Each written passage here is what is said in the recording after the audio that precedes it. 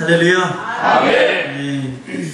주 안에서 여러분들 만나서 너무 반갑습니다. 아멘. 정성 목사님 소개해 주신 대로 저는 지명근 목사이고요. 이렇게 또 부족한 저를 또 불러주셔서 너무 감사드립니다. 제가 한번 확인해 보고 싶어서 우리 여기 석천교회 분들 한번 손 들어 보시겠습니까? 대다수가 석천교회 분들 손 내려주시죠. 김포 풍성한 교회 분들. 저 안에 있는 아기들. 할렐루야.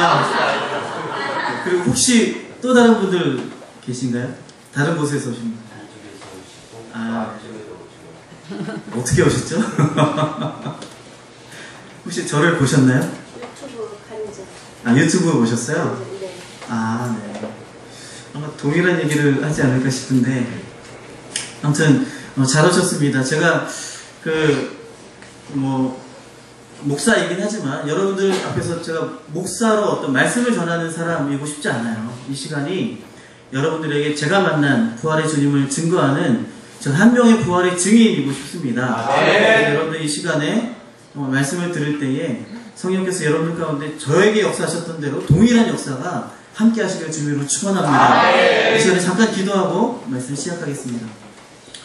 살아계신 하나님 감사합니다. 이 저녁에 저희들 불러주셔서 아버지 주의 놀라운 말씀 앞에 나아갈 수 있게 하시니 감사합니다. 성령께서 이 시간 역사하여 주셔서 아버지 부활의 주님 그 살아계신 예수님을 이 시간에 만나는 시간 되게 하여 주시고 그 주님 앞에 굴복되어지는 시간 되기를 간절히 소망합니다. 성령이 함께하여 주시옵소서. 초대교회 사도들이 만났던 그 부활의 주님 이 시간에 저희가 동일하게 만나서 하나님 저희의 삶이 변하고 저희가 이제는 주를 위해 살아가는 부활의 증인의 삶을 살아가는 저희들 되게 하여 주시옵소서. 감사드리며 살아계신 예수님의 이름으로 기도합니다. 아멘. 제가 여러분들에게 사실 말씀을 나누기보다는 제 간증을 좀 나누고 싶습니다. 이 간증을 나누다 보면 말씀이 같이 이제 나눠지게 될 텐데요. 제 자신을 좀 여러분들한테 먼저 좀 말씀을 드리면 저는 5대째 기독교 집안에서 태어났습니다.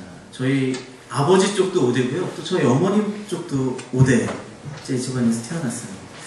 그리고 또 감사하게도 저희 아내도 또 5대째 기독교 집안에서 이제 자란 사람을 이제 만났습니다. 그리고 양가 목사님, 양가 부모님이 다 목회를 하시는, 지금 이제 두 분 다 이제 은퇴를 하셨죠. 저희 아버지도 목사님이시고 장인어른도 이제 장로교단에서 목회하시다가 이제 은퇴하셨습니다.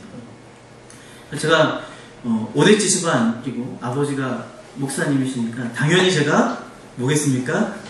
모태신앙으로 자란 사람이죠. 그리고 제가 대학교에 들어가서 대학생이 돼서는 아까 좀 말씀해 주셨지만 예수전도단이라는 선교단체에서 훈련을 받고 또 사역을 하기 시작했습니다. 그렇게 한 20년을 예수전도단 안에 있었어요. 그리고 그 중간에 하나님께서 제 안에 이제 어떤 마음을 주셨냐면, 저는 사실 예수전도단에 있으면서 평신도 선교사가 돼야겠구나 이런 마음을 가졌습니다.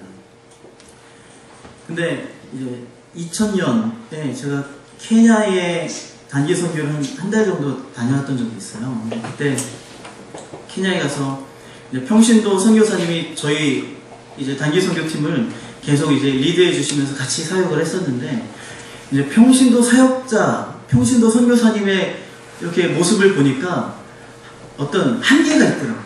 평신도가 할 수 있는 한계를 이분이 벗어나지 못해서 참 힘들어하는 모습을 이렇게 딱 봤습니다. 그럼 사람이 저한테 어떤 마음을 주셨냐면, 너 신학해서 목사 안수를 받아라. 그래서 제가 나중에 이제 선교사로 나가기로 이제 제가 이미 헌신을 했으니까 그럼 제가 신학을 하고 목사가 돼서 이제 선교사로 나가겠습니다. 이런 마음으로 제가 이제 신학을 중간에 하고 목사가 됐습니다.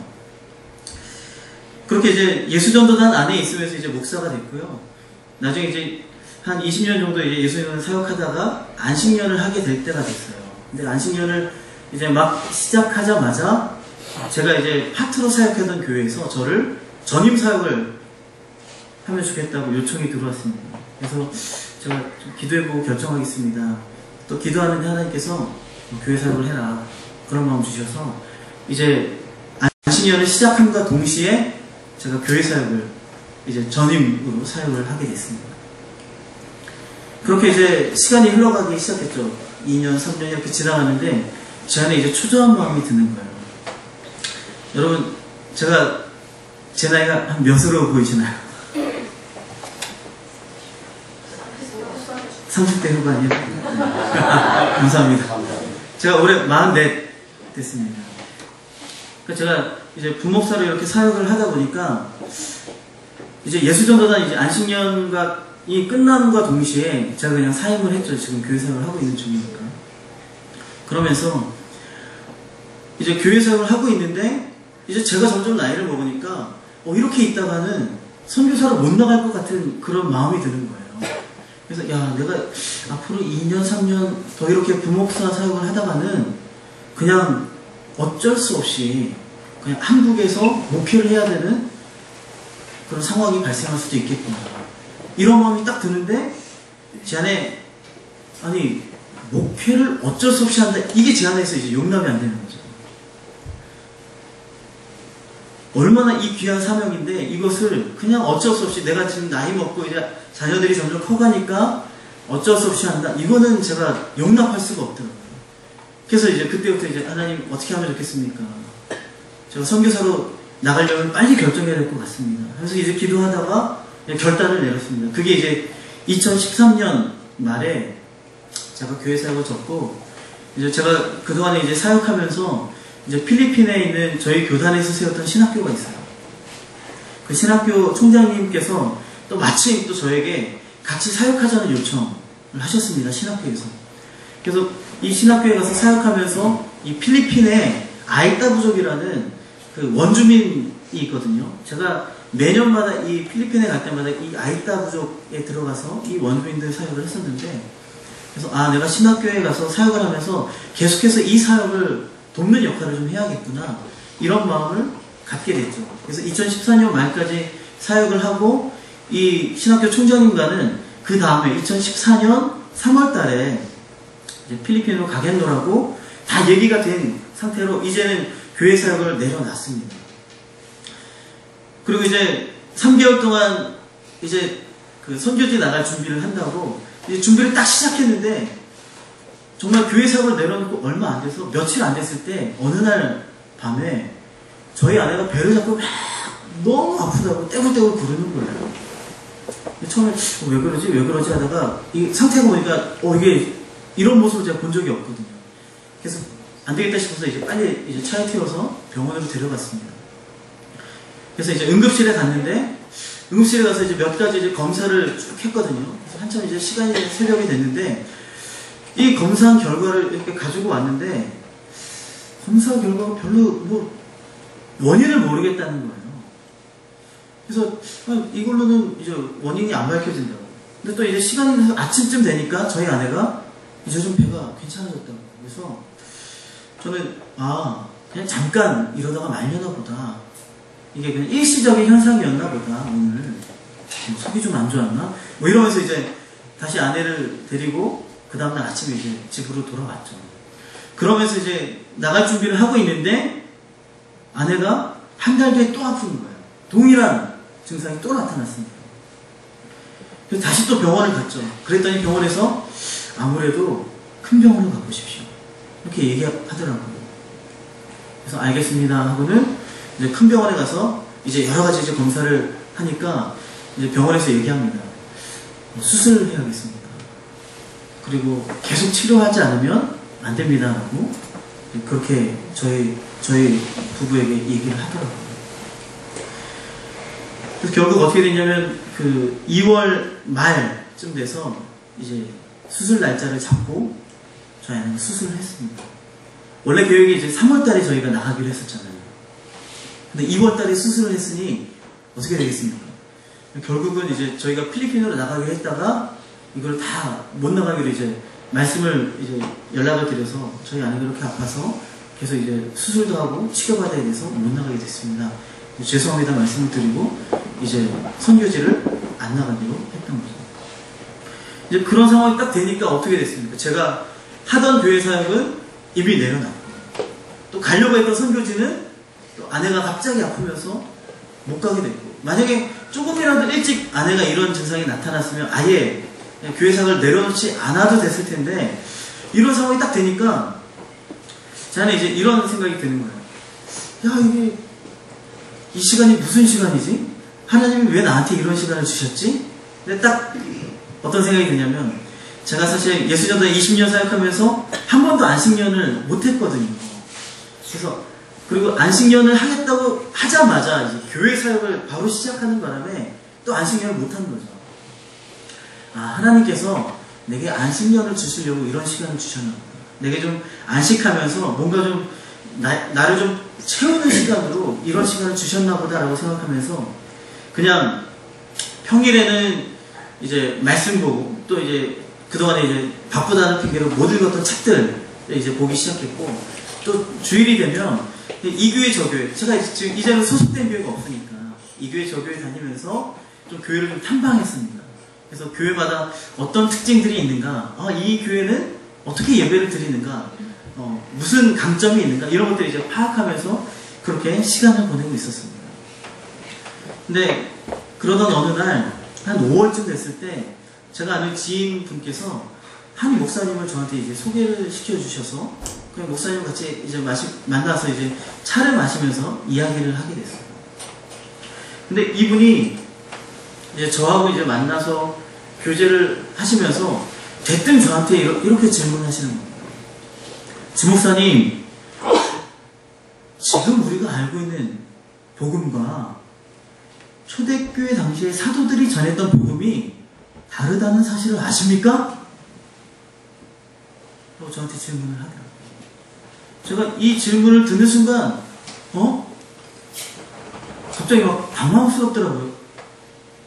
뭐 복음이 다르다고? 아니, 이분이 무슨 말씀을 나한테 하시려고 하는 거지? 혹시 이분 이단 아니야? 이런 생각이 딱 들고, 여러분들은 그런 생각 안 드세요? 복음이 다르다고 얘기하는데. 그래서 제가 이제 막 당황스러웠죠. 근데 이제 이분이 곧바로 저한테 이제 말씀을 하시는 겁니다. 지목사님, 사도행전을 1장부터 28장까지 쭉 한번 보십시오. 그럼 아실 겁니다. 초대교회 사도들이 전했던 복음은 100% 부활이었습니다. 라고 딱 말씀하시는데, 제가 그 말을 듣는 순간에 제가 알겠는 거예요. 이분이 말씀하시는 게, 맞다. 그래, 내가 사도행전 말씀을 보면서, 사실 뭐 제가 목사기도 하지만 얼마나 사도행전을 많이 봤겠습니까? 보면서 한 번씩 이렇게 읽다가 딱 걸렸던 부분들이 그런 부분들이었거든요. 사도들이 부활을 하고 있네? 이러면서 이제 걸렸던 게 생각이 나는 거예요. 그러면서 이분이 말씀하시는 게 맞는 것 같은데? 그러면 지금 내가 전하고 있는 복음은? 하면서 제가 전하는 복음을 생각해 봤습니다. 그랬더니요, 제가 전하고 있는 복음은 그 복음에 있어서 부활이라는 것은요, 액세서리더라고요. 액세서리. 여러분, 액세서리가 뭐죠? 해도 그만, 안 해도 그만인 게 액세서리예요. 우리가 옷 입어도 그만, 안 입어도 그만 아니잖아요. 그죠? 옷은 반드시 입어야 되지 않습니까? 그죠? 액세서리는 여러분 여기 자매분들은 귀걸이 안 했다고 교회 못 나와요? 아니죠. 목걸이 안 했다고 못 나와요? 아니잖아요. 해도 되고 안 해도 되는. 제게 있어서 부활은, 제가 복음을 전할 때 이 부활이라는 것은 액세서리였어요. 왜냐하면 제가 너무 똑똑하게 기억하는 게 어떤 날이었거든요. 제가 복음을 전했습니다. 이 사람에게 신나게 복음을 전하고 그 사람을 영접까지 했어요. 이 사람이 저를 따라서. 그리고 막 기분 좋게 이제 자리에서 일어나서 돌아서면서 제 안에 어떤 생각이 딱 드냐면, 내가 예수님의 부활에 대해서는 얘기를 안 했네? 제 입에서 부활이라는 단어조차 언급이 안 됐더라고요. 그래도 완성됐던 게 제가 가지고 있었던, 제가 알고 있었던 복음이었습니다. 제가 알고 있던 복음은 십자가로 완성이 됐던 복음이었거든요. 근데 정말 지금 제게 말씀하셨던 이 목사님의 말씀처럼 사도들이 전했던 게 100% 부활이었구나. 그러면 내가 가지고 있는 복음에 문제가 있구나. 이 생각이 딱 들었습니다. 그리고 이분과 헤어지고 나서 곧바로 집에 와서 이 사도행전 말씀 1장부터 쭉 보기 시작했습니다. 여러분, 사도들이 전했던 복음이 100% 부활임을 여러분 믿으십니까? 아멘. 여러분, 그걸 인정하십니까? 아멘. 이게 제가 여러분들에게 말했다고 해서 여러분들이 인정하실 필요가 없습니다. 성경에 기록되어 있습니다. 우리 한번 성경 말씀 한번 찾아보겠습니다. 우리 사도행전 말씀 한번 보시죠.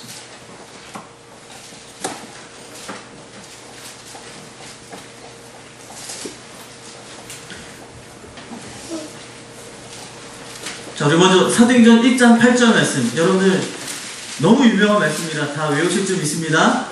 사도행전 1장 8절. 오직 성령이 너에게 임하시면 함께 읽겠습니다. 시작. 오직 성령이 너에게 임하시면 너희가 권능을 받고 예루살렘과 온 유대와 사마리아와 땅끝까지 이르러 내 증인이 되리라. 아멘. 아멘. 할렐루야. 아멘. 오직 성령이 임하시면, 성령께서 우리 가운데 임하시면 우리가 뭐가 된다고요? 증인. 내 증인. 예수님의 증인이 된다고 합니다. 근데 예수님의 어떠한 증인이냐, 거기에 대한 구체적인 설명이 어디 나와 있냐면 1장 22절 말씀이 있습니다. 우리 22절 말씀 우리 같이 읽겠습니다. 시작. 항상 우리가 함께 다니던 사람 중에 하나를 세워 우리로 더불어 예수의 구원하심을 증언할 사람이 되게 하리라. 아멘. 자, 이 말씀은요, 여러분, 지금 이 말씀을 했던 사람은 베드로입니다. 사도 베드로가요, 그 당시 이 12사도 중에 한 명이었던 가룟 유다는 이미 죽었어요. 스스로 목매어 자결했습니다. 그래서 12명의 사도 중에 한 자리가 비어 있을 때 이 베드로가 이 나머지 11사도와 함께 다른 이제 제자들이 같이 있었죠. 그때 12명이 포함되어 있지 않았던 그 사람들 중에 한 명을 우리가 세워서 이 12사도의 빈 자리를 채우자라고 하면서 그 사람의 조건, 그 사람은 어떤 사람이어야 되냐라고 할 때 첫 번째 조건이 뭔지 아십니까? 항상 우리와 함께 다니던 사람이어야 된다. 예수님께서 사역을 시작하시던 그때부터 지금까지 항상 우리와 함께 다니던 사람이어야 한다라고 그 조건을 얘기하고 있습니다. 근데 그 사람이 뭘 해야 된다고 얘기하고 있습니까? 우리와 더불어 예수의 부활하심을 증언할 사람. 할렐루야. 아멘. 그러면 자, 1장 8절에서 너희가 내 증인이 되리라, 성령이 너희에게 임하시면 너희가 내 증인 되리라라고 얘기할 때 내 어떤 증인이요? 내 무엇의 증인이요? 내 부활의 증인이 되리라. 아멘. 아멘. 지금 이 예수님이 말씀하셨던 증인은 부활의 증인을 얘기합니다. 베드로가 그래서 뭘 전할 사람? 부활을 증언할 사람. 이 사람을 뽑은 것이죠. 자, 이 말씀처럼 지금 제자들은 이제 2장부터 해가지고 계속해서 부활을 증언합니다. 우리 사도행전 2장 29절에서 32절 말씀 함께 보겠습니다.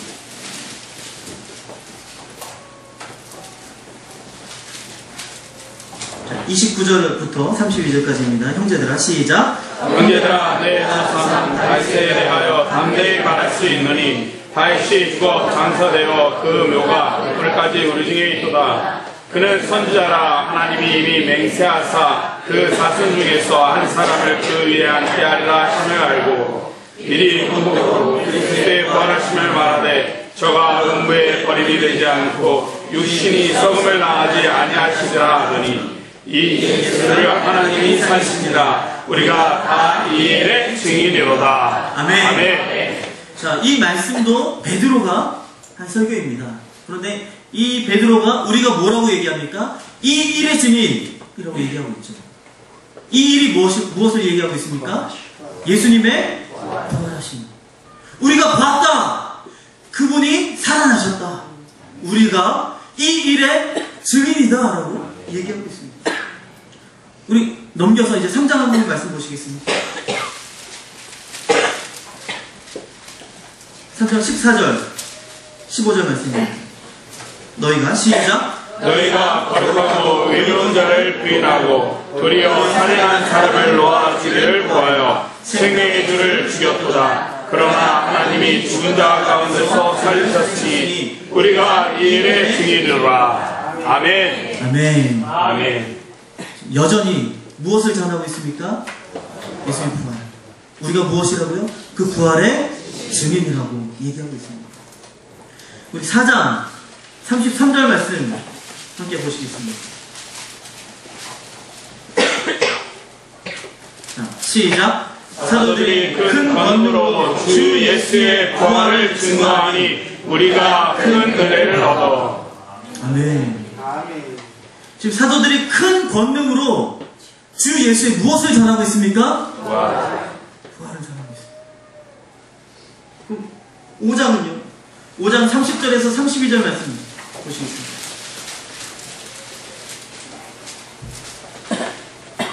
자, 너희가 시작. 너희가 나무에 달아 죽인 예수를 우리 조상의 하나님이 살리시고 이스라엘로 있게 하사 죄사함을 얻게 하시려고 그를 오른손으로 높이사 임금과 구주를 삼으셨느니라. 우리가 이 일의 증인이요 하나님이 자기를 순종하는 사람들에게 주신 정령도 그러하리라 하더라. 아멘.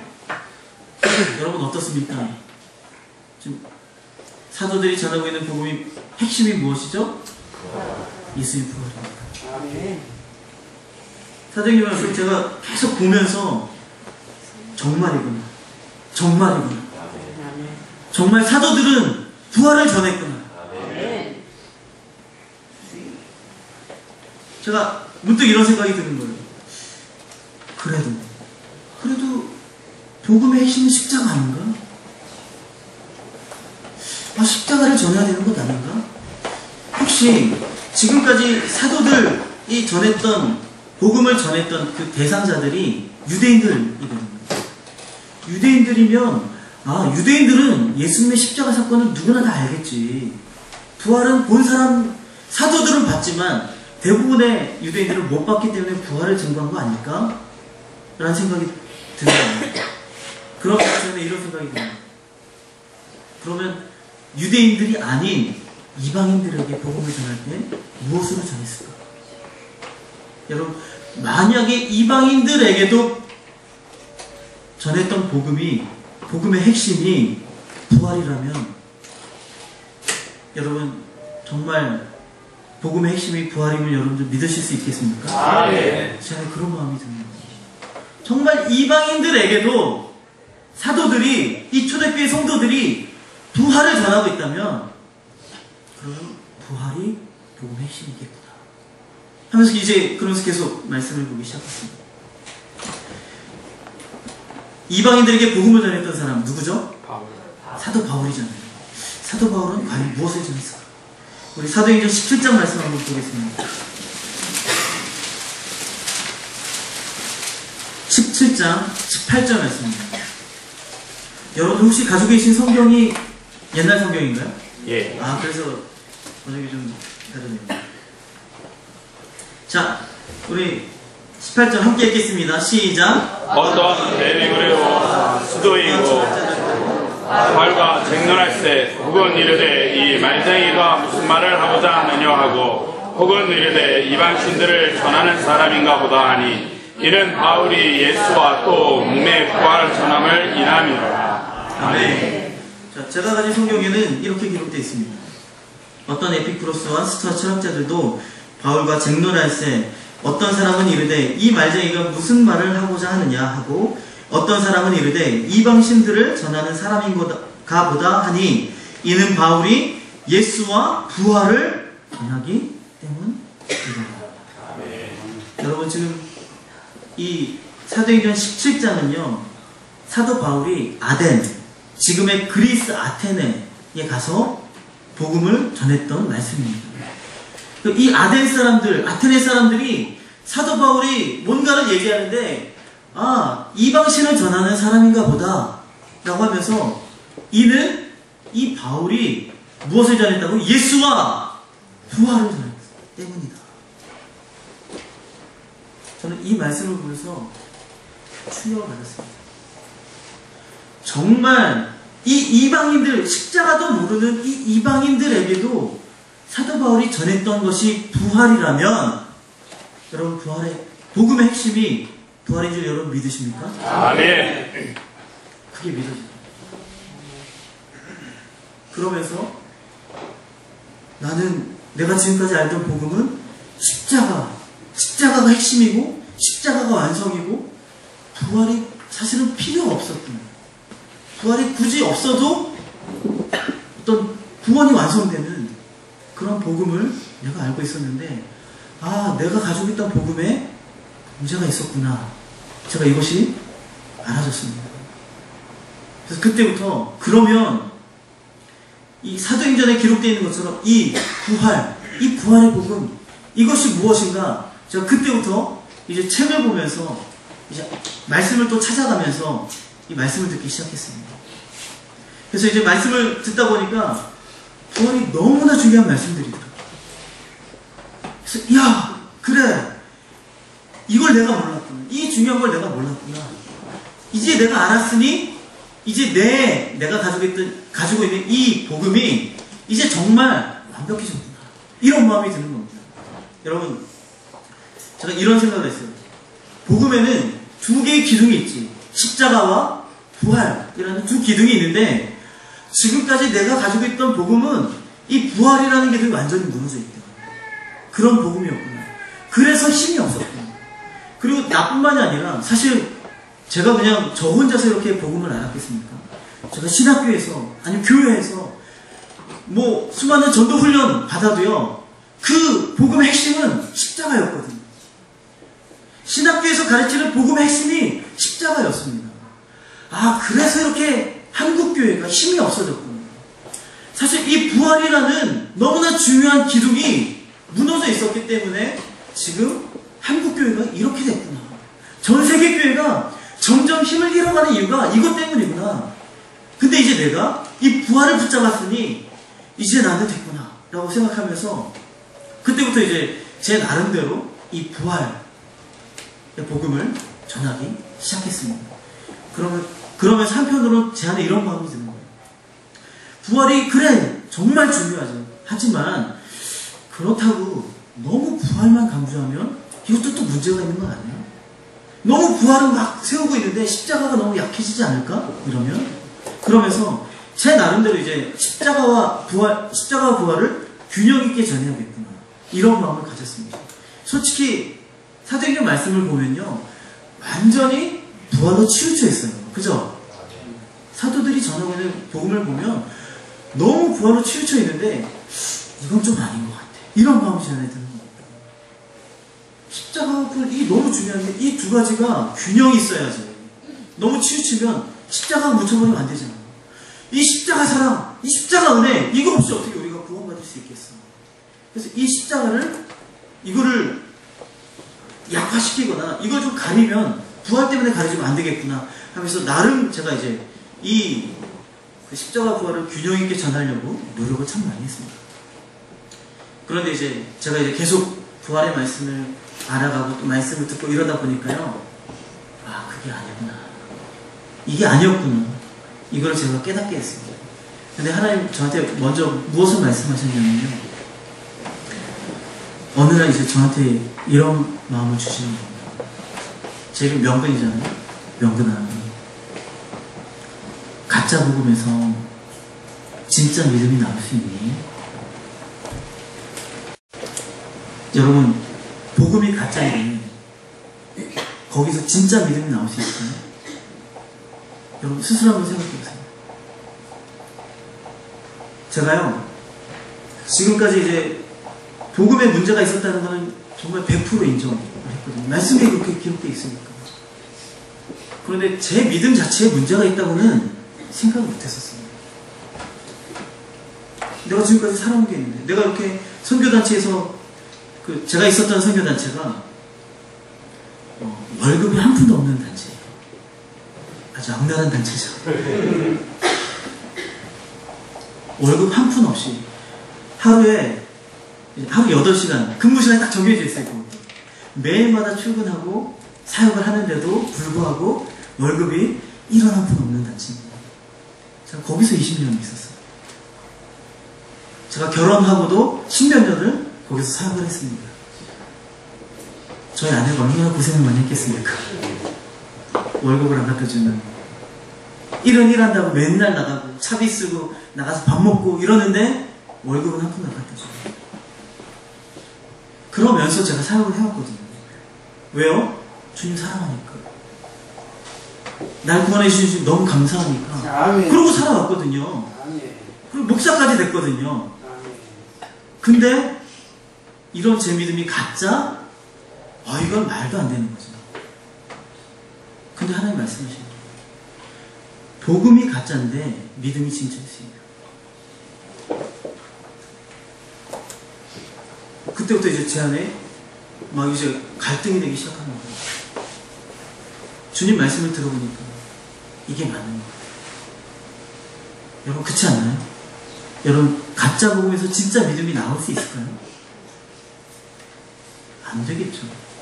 복음이 가짜라면 믿음도 가짜겠죠. 거기서 나온 믿음이라면. 제가 주님의 말씀은 제가 머리로는 알겠습니다. 맞습니다라고 하지만 제 마음에서는 인정하고 싶지가 않은 거예요. 제가 지금까지 살아온 게 있는 거예요. 제가 이렇게 헌신하면서 이렇게 주를 사랑한다고 살아왔던 그 모든 삶이 마치 다 물거품이 되어버리는 것 같아요. 부정되어지는 것 같아요.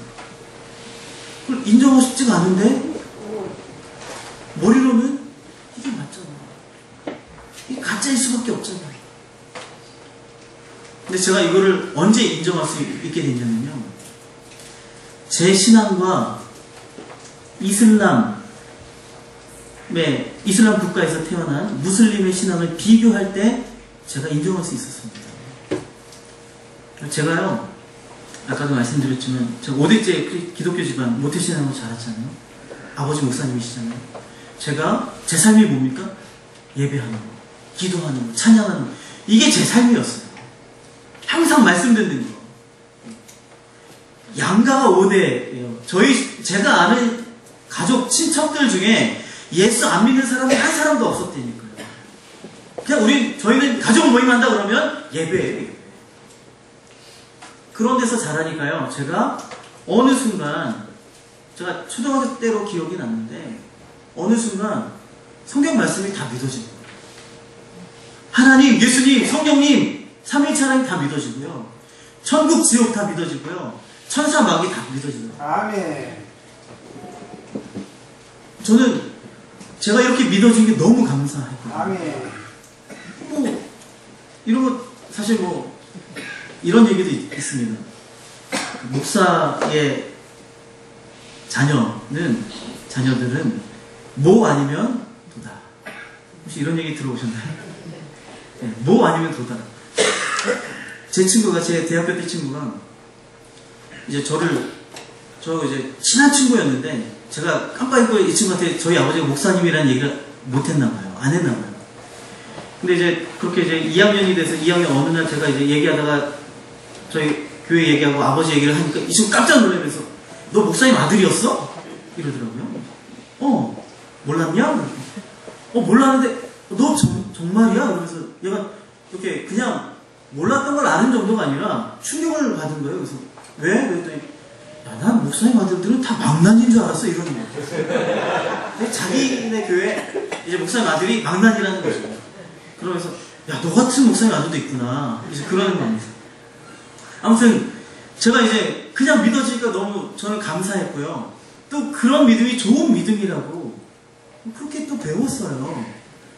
그리고 또 안 믿어지는 사람들 보면 왜 안 믿어지지? 이해가 안 되더라고요.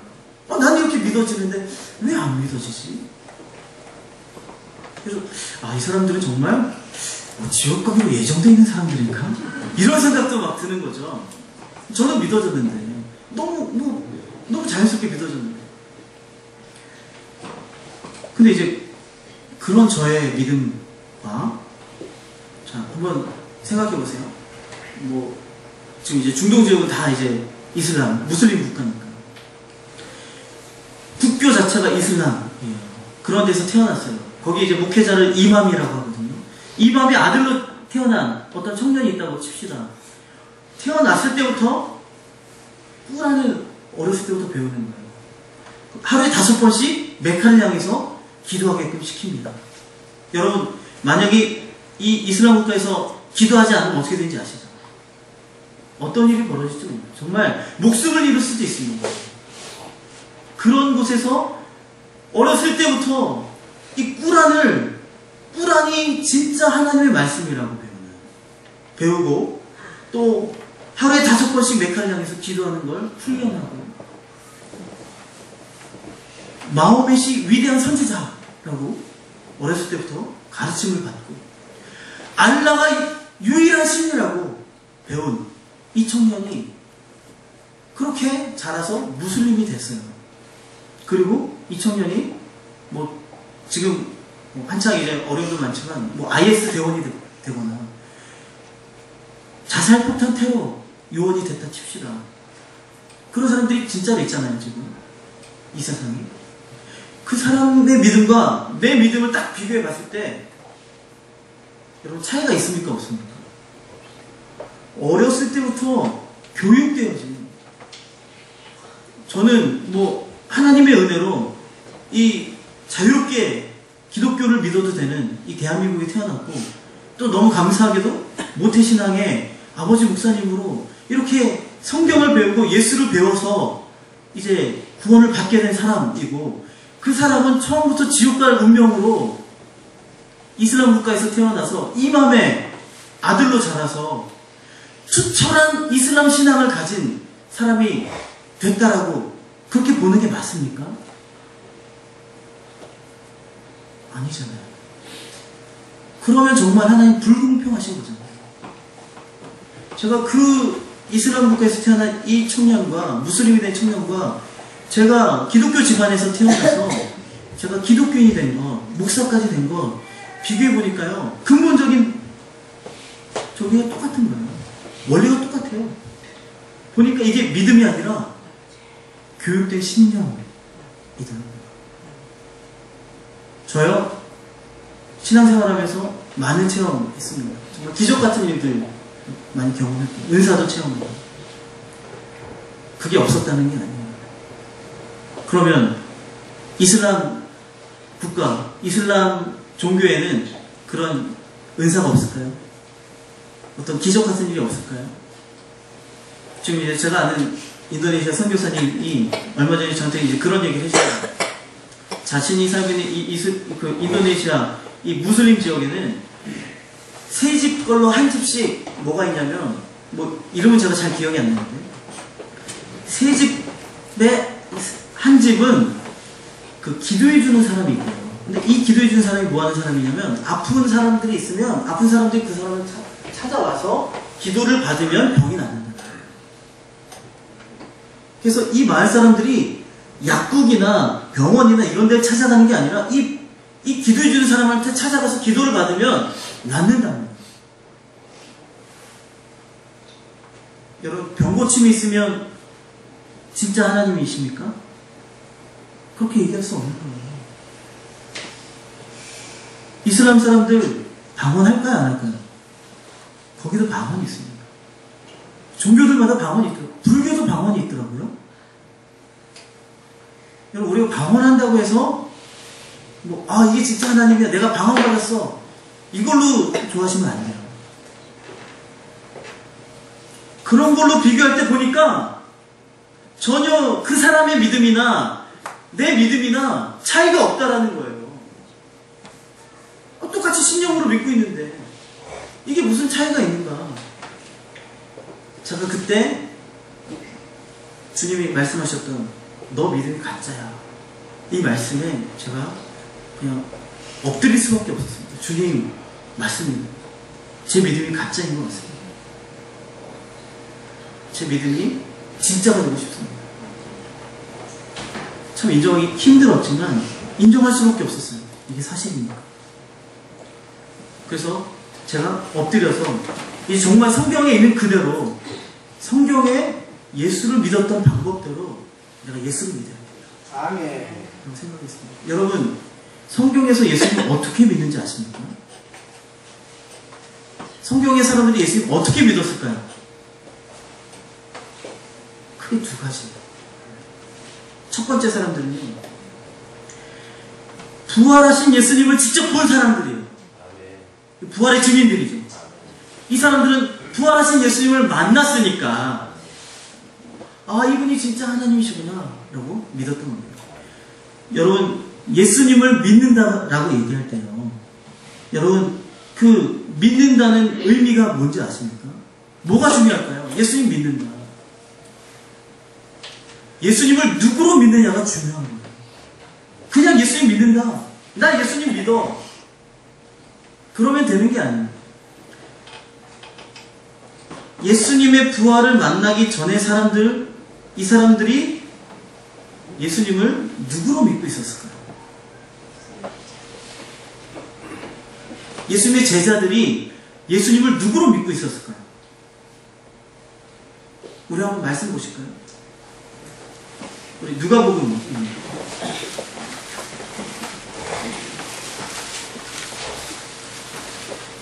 누가복음 24장.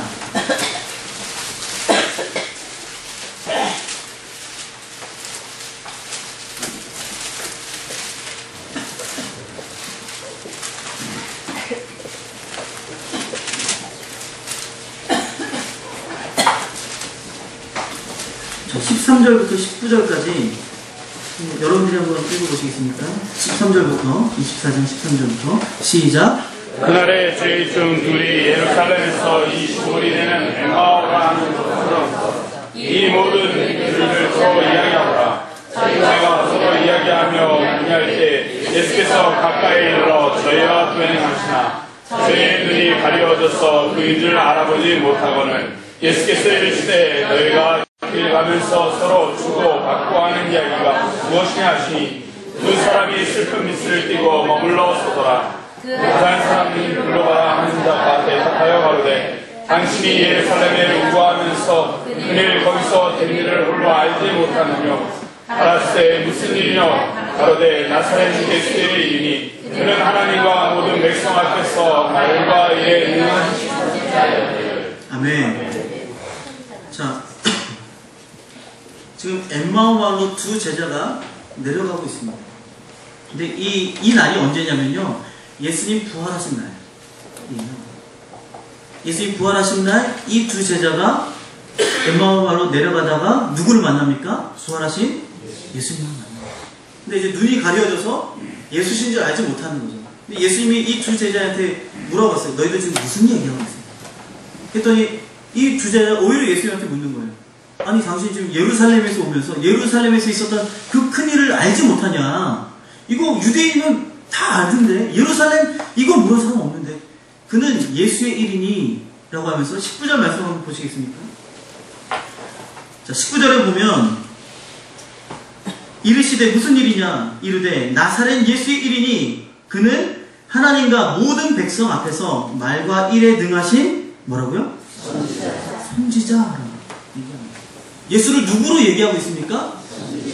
선지자예요. 선지자가 사람입니까? 하나님입니까? 사람이죠.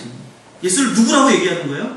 사람이라고 얘기하는 겁니다. 재미있는 건요, 여기 보면 이 두 제자 중에 한 제자 이름이 나와 있어요. 누구로 나와 있죠? 글로바.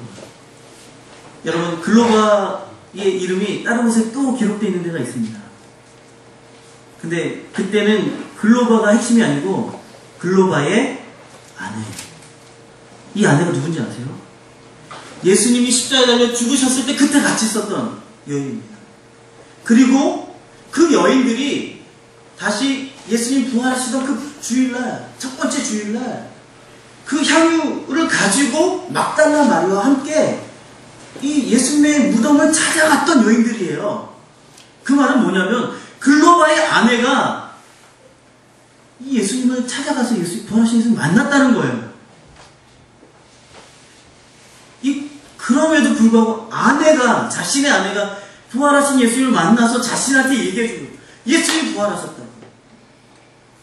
근데 그 얘기를 들었음에도 불구하고 지금 이 글로바는요, 다른 제자 한 명과 함께 엠마오로 내려가는 거예요.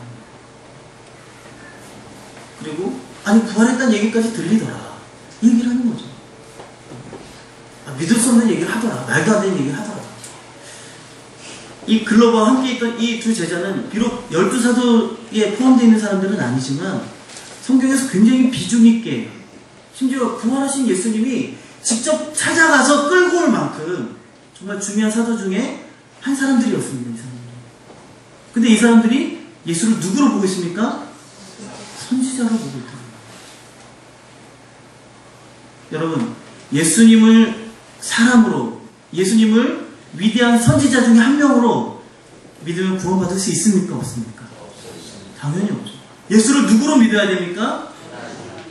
하나님, 주님으로 믿어야 됩니다. 이 믿음이 아니면 결코 구원받을 수 없습니다. 그런데 제자들은요, 3년 반 동안 예수님과 함께 있었어요. 예수님이 하신 모든 일들을 다 봤습니다. 그럼에도 불구하고 예수님은 그들의 눈에 사람이었다고요? 하나님이었다고요? 사람이었다는 거예요. 우리 또 다른 말씀 한번 보실까요? 마태복음 8장입니다.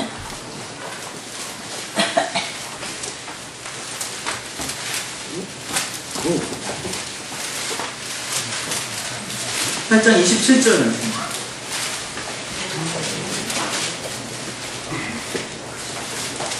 자, 함께 읽겠습니다. 시작. 그 사람이 이 여겨 가로되 이 어떠한 사람이기에 바람과 바다도 수많은. 아멘. 자, 예수님을 태운 배가, 제자들과 함께 타고 가던 배가 이제 풍랑을 맞아서 막 이제 죽음 직전이 되니까 이 제자들이 예수님을 깨웠습니다. 그래서 결국 이 예수님이 바람과 바다를 잔잔하게 하셨죠. 자, 이걸 여러분들 직접 봤다고 생각해 보세요. 여러분들 어떤 고백이 나올 것 같습니다. 우와, 하나님이시구나. 이 고백이 나와야 맞는 거 아닙니까? 그죠? 근데 지금 이 고백이 어떻습니까? 이 어떠한 사람. 이 어떤 사람이, 영어로 What kind of man? 이라고 되어 있거든요. 이 어떤 종류의 사람이야? 이거는, 야, 놀랍긴 하죠? 바람과 바다가 잔잔한 그 말에 순종하는 모습을 보니까 너무 놀랍죠? 근데 하나님으로 믿을 수는 없다는 거예요. 여러분 착각하시면 안 돼요. 어떤 기적을 우리가 봤다고 해서, 그 기적이 내 안에 일어났다고 해서 그걸로 하나님으로 믿을 수 있는 게 아니라는 거예요. 만약 그 기적이 우리를 예수를 하나님으로 믿을 수 있는 믿음으로 만든다면, 아니 이 제자들은 뭡니까? 3년 반 동안 우린 예수님 얼굴 보는 게 소원 아니에요? 그 소망 아니십니까? 아멘. 우린 아직 못 봤잖아요. 근데 아니 이 사람들은 3년 반 동안 예수님의 얼굴을 같이 먹고 자고 함께 있었던 사람들, 예수님이 행하신 모든 기적을 다 봤어요. 심지어 이 제자들은 예수님이 너희들 나가서 2명씩 짝지어서 전도하라고 내보내셨을 때 이 제자들이 나가서 예수 이름으로 귀신을 쫓아내니까 귀신이 나왔어요. 병든 자에게 안수하니까 병든 사람이 나음으로 왔어요. 이런 기적이 일어났음에도 불구하고 그들이 예수님을 하나님으로 믿었습니까? 안 믿었습니까? 안 믿었습니다. 못 믿었다.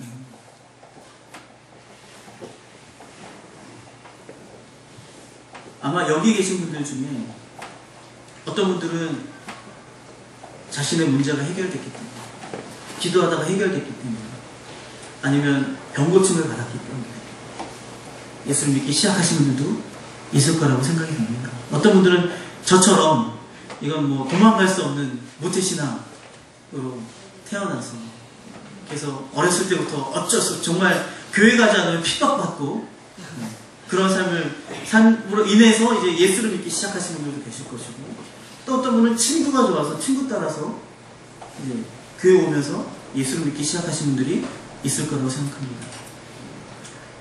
그런데요, 뭐 여러 가지 이유들이 있을 수 있지만 성경은 분명히 얘기하고 있습니다. 예수를 믿을 수 있는 건 예수의 부활 때문입니다. 아멘. 이거 아니면 안 된다는 거예요.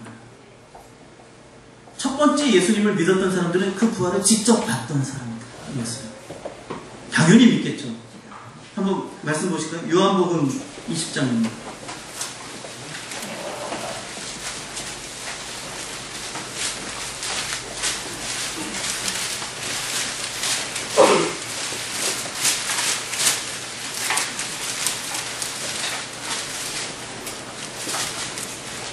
26절에서 28절까지. 자, 함께 읽겠습니다. 시작.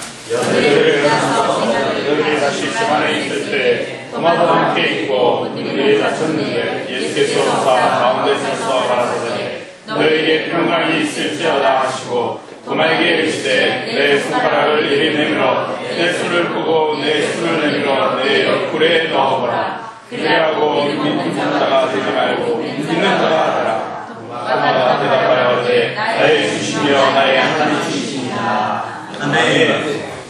자, 우리가 그 의심 많은 도마라는 별명을 가진 우리에게 이 도마 이야기가 여기 나오죠. 사실 이 도마 입장에서 굉장히 억울한 이야기입니다. 왜냐면요, 누구도 예수님 부활을 봤던 여인들이 제자들에게 얘기했을 때 제자들 중 아무도 안 믿었거든요. 아무도 안 믿었어요. 그리고 정작 이제 제자들에게 딱 나타났을 때, 예수님께서 나타나셨을 때 마치 그때 또 도마가 없었어요. 그러니까 다른 제자들이 봤죠. 보고 나서 도마에게 얘기했는데 도마가 안 믿었을 뿐이에요. 누구도 그 당시 예수님의 제자들 중에 예수님의 부활을 보지 않고 믿은 사람은 없습니다. 어쨌든 이 도마가 결국은 이 부활하신 예수님을 만나는 장면이 이 장면입니다. 근데 이 부활하신 주님을 만났을 때 이 도마의 고백이 무엇입니까? 나의 주시며 나의 하나님이십니다. 아멘. 여러분, 이 고백이요, 잘 생각해 보십시오. 지금 이 당시가 2000년 전 유대 사회거든요. 사람을 보고 나의 주 나의 하나님이십니다 라고 고백하는 건요, 자기 목숨을 걸지 않으면 할 수 없는 고백이에요.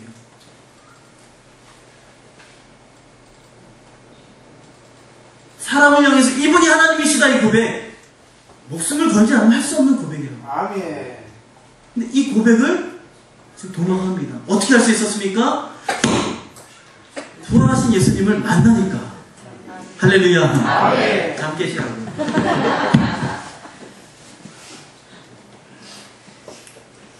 부활하신 예수님을 만난 사람들이 예수님을 향해서 이분이 나의 주님, 나의 하나님이십니다 고백할 수 있었습니다. 그게 첫 번째 부류고요. 두 번째 부류가 있습니다. 우리 사도행전 2장 다시 한번 보실게요.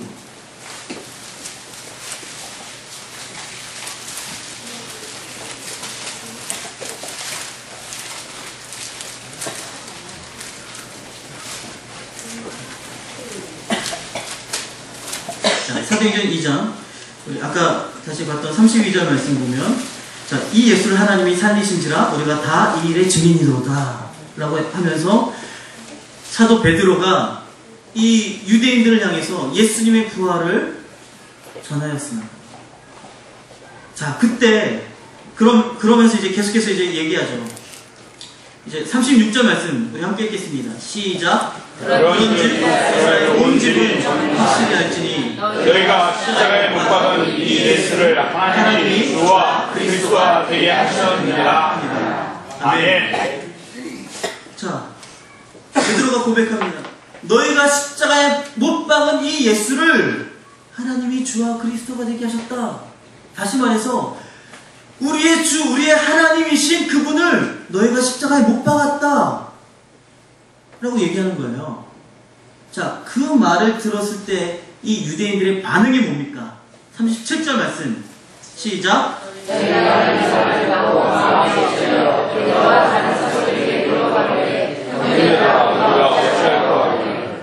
아멘. 자, 여러분, 그 반응이 뭐죠? 그 마음에 찔렸다. 그래서 형제들은 우리가 어찌할꼬라는 고백이 이 유대인들에게서 나왔습니다. 자, 근데 여러분 한번 생각해 보세요. 저는 사실 이제 이 성경 말씀을 볼 때마다 뭐 구약은 더더욱 이제 멀게 느껴지지만 신약을 봐도 2000년 전 사람들을 이야기하지 않습니까? 그러니까 저 굉장히 거리감이 있다는 생각이 좀 들고 좀 이 사람들은 좀 뭔가 좀 특별한 은혜를 입은 사람들이라고만 생각을 했었는데요. 자, 사도행전 2장에 나와 있는 이 사람들, 여러분들 다 아시죠? 이 뒤에 결국은 어떻게 됩니까? 그날 3000명의 유대인들이 회개하고 예수님을 믿습니다. 그러면서 초대교회, 첫 이제 예루살렘 교회가 만들어지죠. 자, 근데 이 유대인들을 볼 때 제가 어떤 마음이 들었냐면 이 사람들은 나하고 똑같구나 라는 생각이 드는 거예요. 자, 무엇이 똑같습니까? 사도 베드로, 그리고 그 당시 오순절 마가의 다락방에 성령이 임했을 때 그 성령을 받았던 120명의 사도들, 이 사람들은 분명히 이 사람들은 예수의 부활을 봤던 사람들이에요. 하지만 이 3,000명의 유대인들은 예수님의 부활을 본 사람들입니까? 아닙니까? 아니거든요.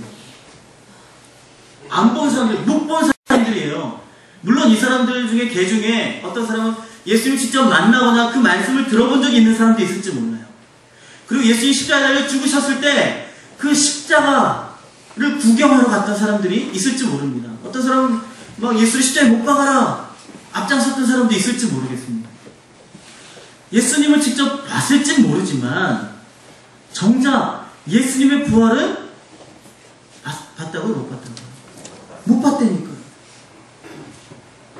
이 예수님의 부활을 못 보았던 이 유대인들이, 아니 아무리 베드로가 예수님 부활을 봤다고 해도 계속 와서 예수님 부활했다, 내가 봤다 이렇게 얘기할 때 그렇구나, 이게 그냥 나올 수 있는 겁니까? 아니거든요. 얼마든지 그런 얘기를 할 때 말도 안 되는 소리야. 무슨 네가 봤다고? 아휴 뭐 무슨 꿈 꿨냐? 뭐 이런 얘기 할 수 있지 않습니까? 게다가 뭐 그 당시 막 이제 막 120명의 사도들이 막 나와서 막 방언으로 얘기하니까 뭐 얘네들이 낮술이 취했나? 너 지금 술 취했냐? 뭐 이런 얘기들 얼마든지 할 수 있는 거 아니에요. 부정할 수 있었거든요. 근데 이 사람들이 어떻게 됐다고요? 마음에 찔렸더라고요.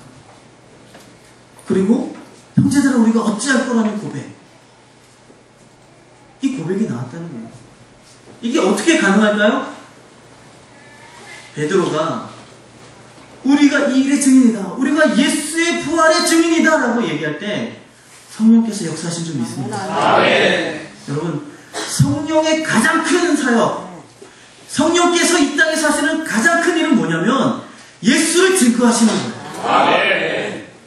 기적을 행하는 것, 어떤 은사를 나타내는 것, 물론 이것도 중요하고 필요합니다. 하지만 그게 핵심이 아니다라는 거예요.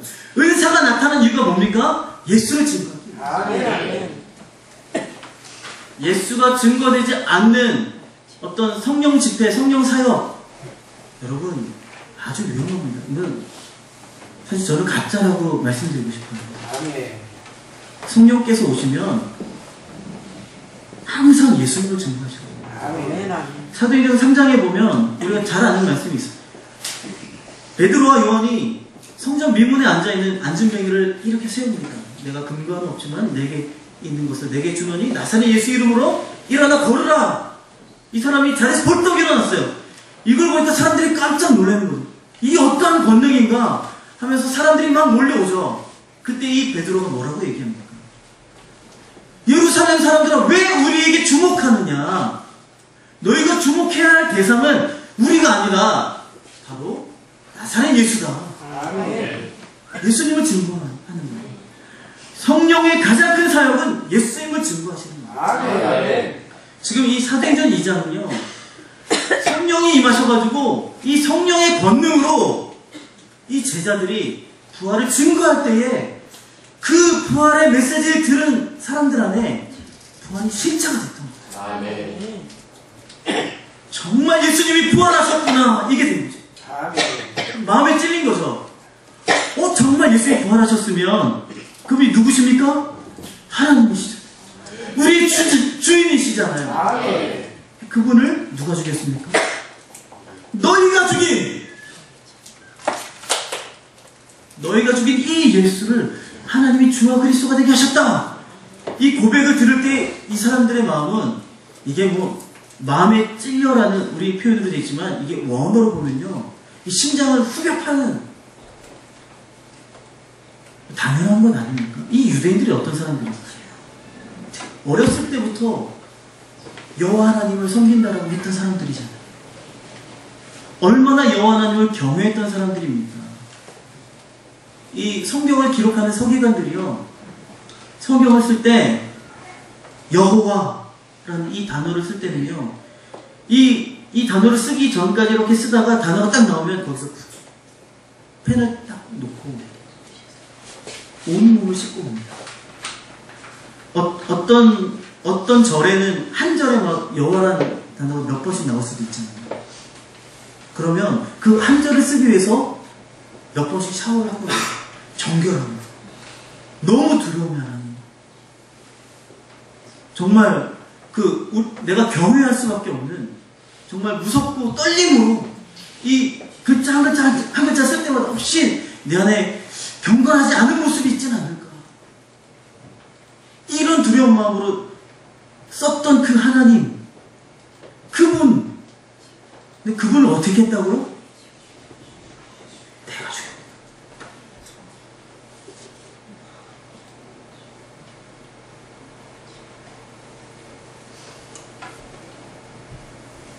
여러분, 이게 실제가 됐던 이 유대인들 마음, 어떻겠습니까?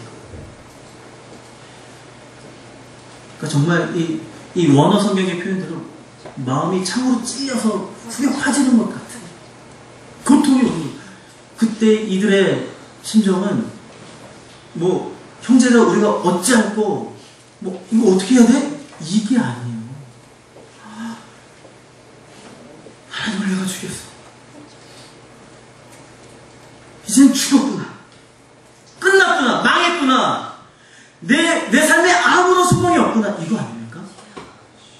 아니, 하나님을 죽였는데 하나님을 죽인 자에게 무슨 소망이 있습니까? 근데 베드로가 이야기하죠.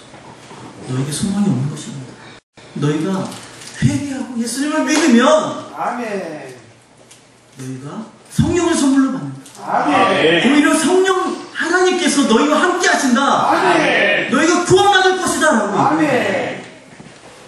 그때 이들이 회개하고 예수님을 주인으로 믿습니다. 아멘. 그리고 초대교회가 만들어지는 것이죠. 여러분, 성경에는요 이렇게 예수 믿으라고 되어 있어요. 이 방법 말고는 없습니다. 예수님의 부활을 직접 보거나 예수님의 부활을 봤던 증인들, 부활의 증인들의 고백을 듣고 성령의 역사하심으로 아, 예수님이 진짜 부활하셨구나, 이게 깨달아지면서 그럼 이분이 내 하나님, 내 주인이시구나. 아멘. 그래서 이분을 믿는 거예요. 회개로 예수님을 믿는 겁니다. 근데 제 시각을 보니까 저는 이런 과정이 없었거든요. 그냥 어렸을 때부터 들어왔던 말씀으로 제가 그냥 믿어지니까. 그리고 보지 않고 믿는 것이 복되더라고요. 여러분, 이 말씀 얼마나 많이 듣습니까? 그쵸? 근데 이 말씀이 사실은 잘못 쓰여집니다. 기독교는요, 보지 않고 믿는 종교가 아니고요. 기독교는 증거로 믿는 종교입니다. 아멘. 여러분, 이런 얘기 처음 들으시는 분들도 계실 거라고 생각해요. 아마 충격으로 다가오실 수도 있다고 생각이 됩니다. 근데 여러분 생각해 보세요. 예수님이 오직 성령이 너희에게 임하시면 뭐가 된다고요?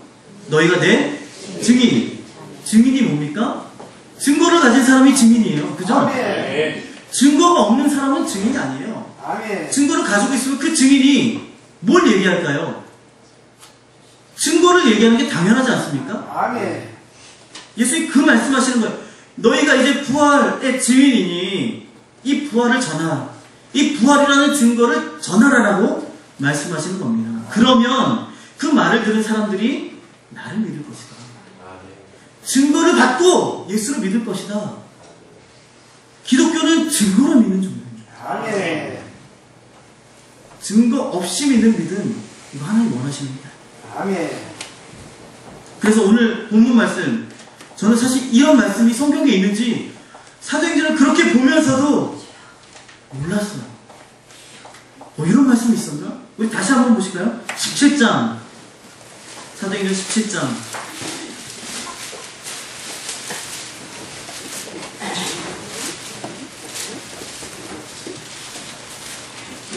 자, 30절, 31절 말씀입니다.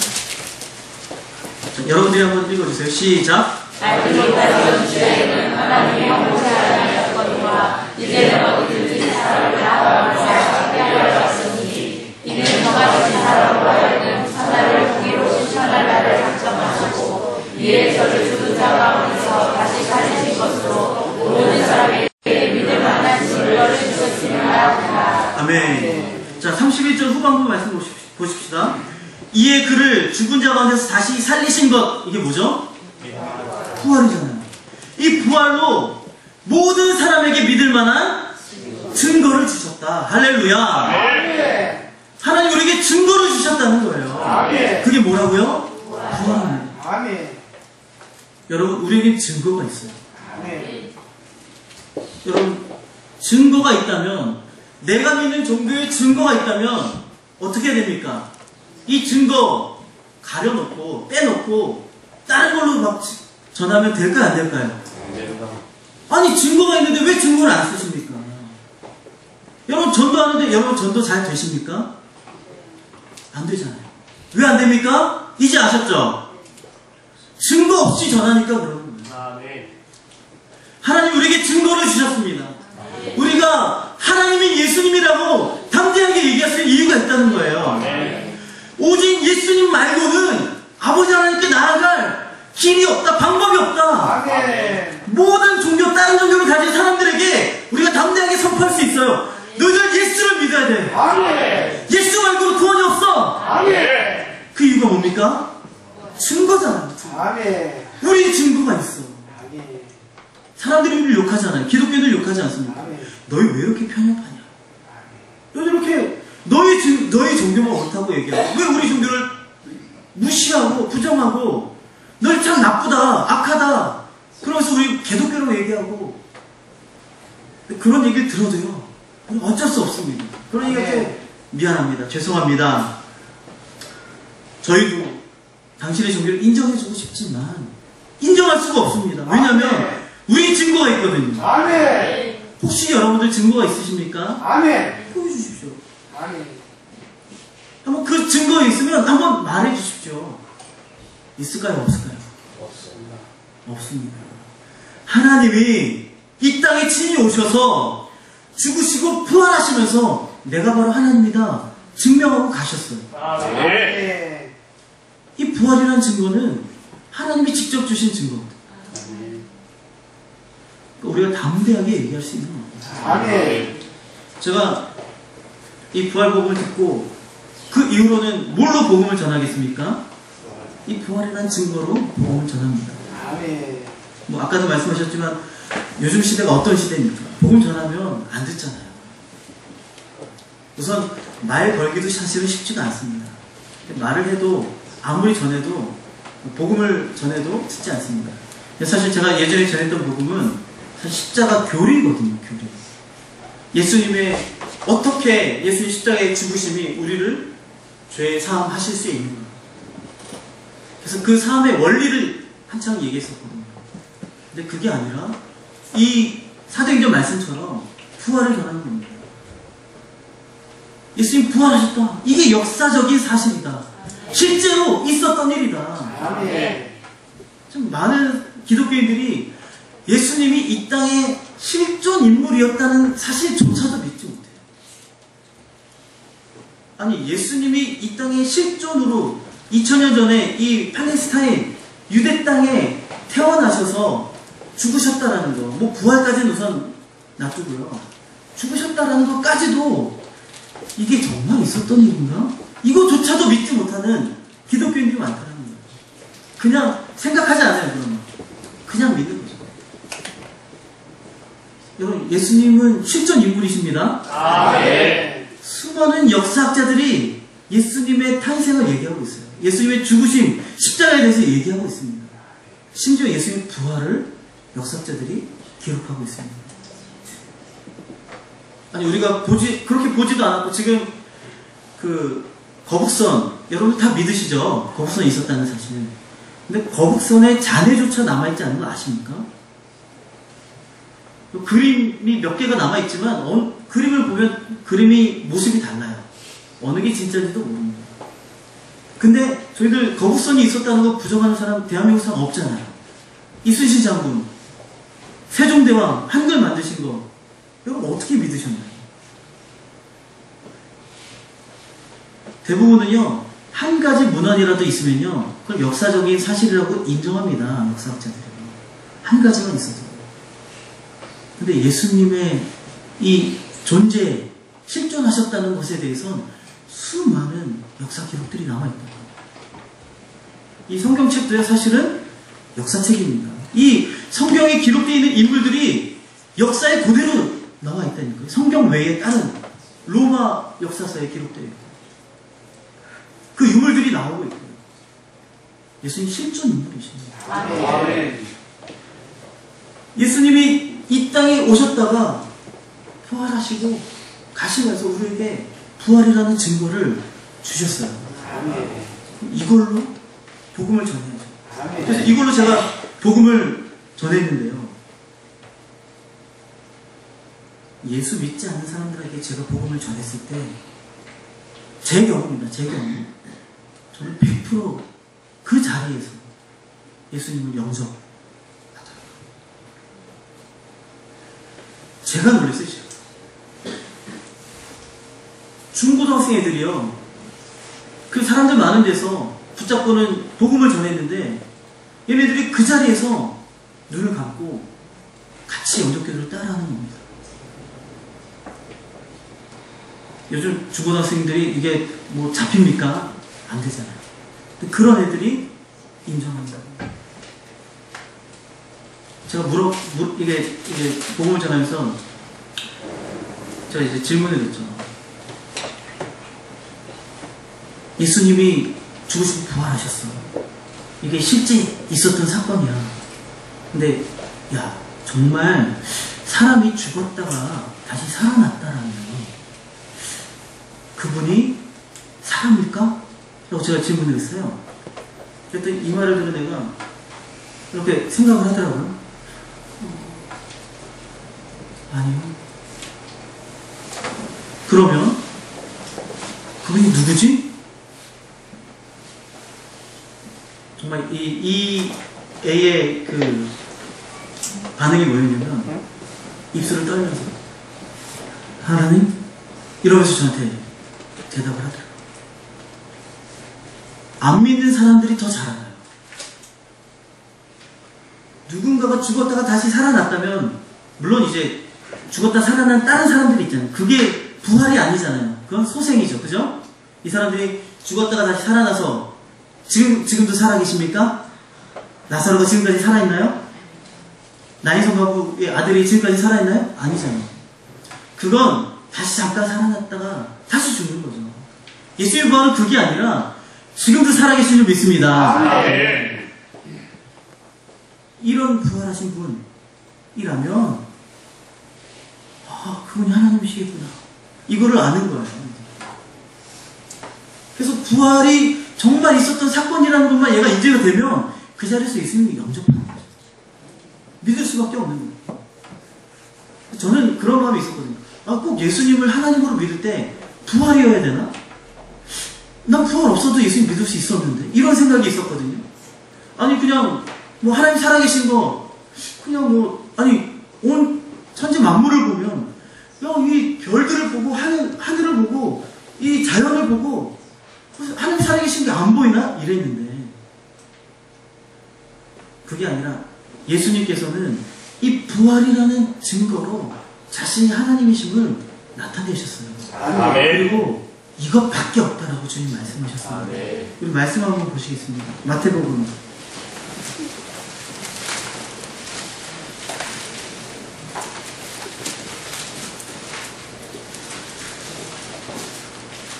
12장입니다. 마태복음 12장.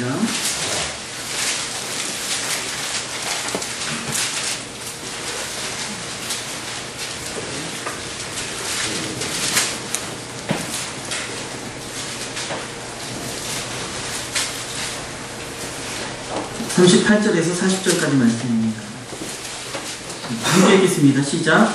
그때 바리새인 중 역사를 말하되 선생님이여 우리에게 뺏어보도록 주기를 원하나이다. 예수께서 대답하여 장세대가 표적을 구하나 선지자 요나의 표적 밖에는 볼 표적이 없느니라.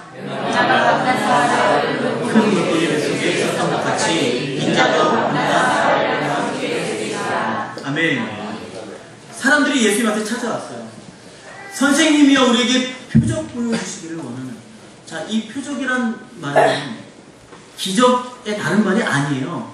기적이 아니라 이건 사인, 영어로 보면 사인을 얘기하는 거예요. 그러니까 증표. 정말 당신이 그분이라는 증표를 우리에게 주십시오라고 얘기하는 거예요.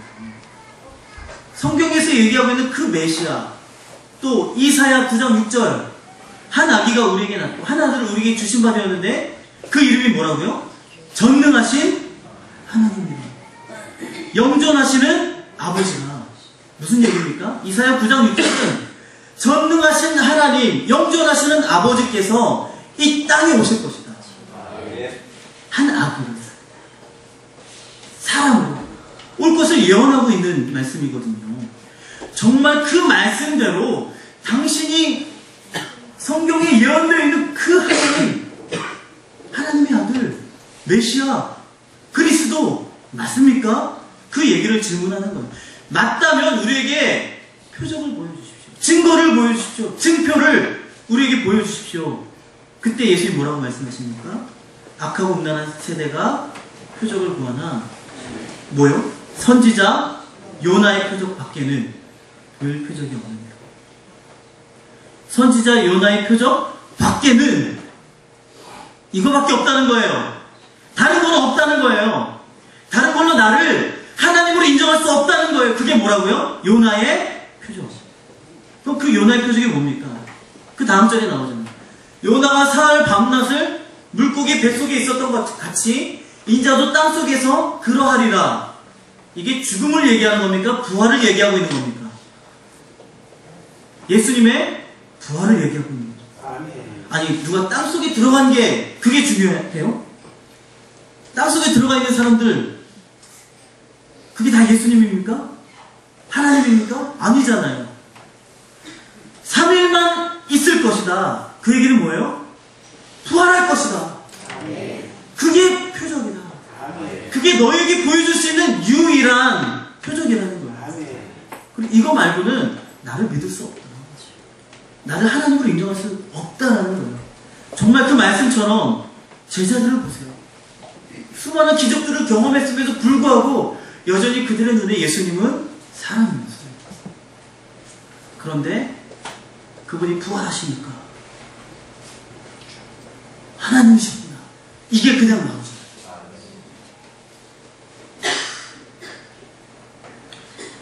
제가 이제 이 부활의 주님 앞에 내가 지금까지 정말 예수님을 믿고 있지 않았구나. 잘못된 믿음을 가지고 있었구나. 내 믿음을 이 부활로 다시 시작해야 되는구나. 이거를 인정할 수밖에 없었습니다. 그 하나님 앞에 기도했죠. 하나님, 제 안에 부활이 실제가 되었으면 좋겠습니다. 이 사도행전 2장의 이 유대인들처럼 제 안에도 예수님 정말 부활하셨다는 게 이게 제 안에 실제가 되었으면 좋겠습니다. 아멘. 성령님 도와주십시오. 아멘. 기도하면서 주님 앞에 계속 나갔어요. 아멘. 그러던 어느 날이었는데 이제 제가 하루는 예수님의 제자들의 삶에 대한 이제 영상도 있고 또 이제 글들을 좀 보면서 문득 이런 생각이 드는 겁니다. 여러분, 제자들이 어떤 삶을 살았는지 아시죠? 이 제자들이 결국은 부활하신 예수님을 만나고 난 이후에 이들은 예수님의 부활을 전하다가 다 죽었어요. 다 순교를 당했습니다. 이제 사도 요한을 제외하고. 사도 요한은 반모섬에서 이제 죽죠. 목숨이 끊어진 것이 아니라 거기서 이제 자연사했다라고 이제 저희들이 알고 있는데, 이 나머지 11 사도들, 마띠아를 포함해서 전부 다 죽는데 너무 처참하게 죽는 거예요. 그죠? 베드로는 십자가에 거꾸로 매달려 죽고, 어떤 사람은 X자형 십자가에 매달려 죽기도 하고, 어떤 사람은 돌에 맞아 죽고, 칼에 맞아 죽고, 창에 찔려 죽고, 불에 태워져 죽고, 목이 잘려 죽고. 또 초대교회 당시 이 성도들은 어떤 삶을 살았습니까? 이 사람들도 마찬가지거든요. 이 초대교회 사를 보면 이 사람들이 예수 믿는 것 때문에 맹수의 밥이 되었습니다. 로마에 가면 콜로세움 경기장이 있잖아요. 이게 옛날에 뭐 했던 경기장인지 아시죠? 그리스도인들을 거기서 그냥 풀어놓고 사자, 호랑이 이런 맹수들이 달려들어서 먹게 해요. 근데 그렇게 함에도 불구하고 이들이 전혀 두려워하지 않고 자신이 가지고 있는 이 신앙을 버리지 않고 포기하지 않고 예수님을 믿었습니다. 아멘. 저는 이제 그들의 삶을 볼 때 예전에 저의 시각은 뭐였냐면 와, 이들이 내 신앙보다 훨씬 뛰어난 믿음을 가지고 있구나. 내 신앙보다 너무 좋은 신앙을 가지고 있기 때문에 이렇게 할 수 있구나. 주님, 저도 이런 신앙이 되고 싶습니다. 저는 지금 저는 그렇게 못할 것 같습니다. 근데 이들은 와, 이런 삶을 살았으면 정말 믿음이 뛰어났구나. 이렇게 봤었거든요. 근데 그날은 다르다. 제가 그 말씀을 보는데 그들의 삶을 보는데 그게 아니라 이들의 믿음이 좋아서가 아니라 이들이 정말 받았구나. 이들이 정말 부활하신 예수님을 만났구나. 아멘. 이게 제 안에서 깨달아지는 거예요. 이들이 정말 부활하신 예수님을 만났기 때문에 죽음을 두려워하지 않을 수 있어요. 아멘. 아니, 부활하신 예수님을 만나고 나니까 여러분, 부활하신 예수님, 이 영원히 존재하는 부활체를 입으신 분, 그분을 직접 봤어요. 이 땅에 우리가 지금 보고 있는 어떤 게 영원한 게 있습니까? 없잖아요. 다 언젠가는 썩어 없어질 것들 아닙니까? 그런 것만 보던 우리들이 영원한 걸 보는 거예요. 영원하신 하나님을 만났습니다. 아멘. 그 주님이 내 눈앞에 계세요. 아멘. 영원에 대한 것이 눈이 떠진 것이죠. 그러고 나니까 이 땅의 삶이 얼마나 별 볼 일 없어 보이겠어요. 아멘. 정말 사도 바울이 내가 가진 모든 것을 배설물로 여긴다고. 아멘. 여러분, 이게요, 사도 바울이 이 믿음이 좋아서 이런 고백을 하는 건, 난 아직 난 뭐 맛있는 것도 좋고 크고 넓은 집, 뭐 좋은 차 이런 것도 좋은데 나는 아직 사도 바울만큼의 신앙이 안 되어서 그런 거예요. 그게 아니고요. 사도 바울이 누구를 만납니까? 부활하신 예수님 만나요. 아멘. 영원하신 분을 만나니까 영원하신 분을 만나고 나도 이제 영원한 삶을 살겠구나. 아멘. 정말 영원한 곳이 있구나. 아멘. 심지어 제자들은 이 부활하신 예수님이 하늘로 승천하시는 걸 봤어요. 어딘가로 가시는 걸 봤습니다. 거기가 어디입니까? 영원하신 천국이잖아요. 아멘. 천국이 진짜 있구나. 아멘. 이걸 봤는데 아멘. 이 땅의 삶에 무슨 미련이 있겠습니까? 아멘. 내가 여기서 조금 더 살면 그게 무슨 의미가 있겠습니까? 아멘. 이 땅에서 얼마나 조금 잘 살고 남들보다 더 뭐 가졌으면 그게 뭡니까? 아무 의미가 없는 거예요. 아멘. 부활하신 주님을 만나니까 아무 의미가 없어지는 거예요. 아멘. 그러니까 이들이 그런 삶을 살았던 거예요. 아멘. 그게 제 안에 깨달아지는 거예요. 아멘. 그러면서 이들이 정말 부활하신 예수님을 만났으면 예수님 정말 부활하신 게 맞죠? 아멘. 그렇구나. 예수님 정말 부활하셨구나. 아멘. 이게 제 안에, 제 마음에 확증이 되었습니다. 할렐루야. 아멘. 여러분들 안에도 이 시간에 확정되기를 주님으로 축원합니다. 아멘. 예수님 정말 부활하셨어요. 아멘. 이 부활하신 주님 앞에 딱 서보니까요,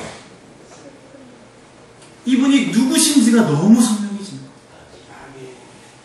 이 제자들이 고백했던 것처럼 부활하신 주님을 딱 만나니까 이분이 나를 창조하신 나의 창조주, 나의 하나님, 아멘. 나의 주인이시구나. 아멘. 이게 알아지는 겁니다. 아멘. 여러분, 요한복음 1장 한번 보실까요?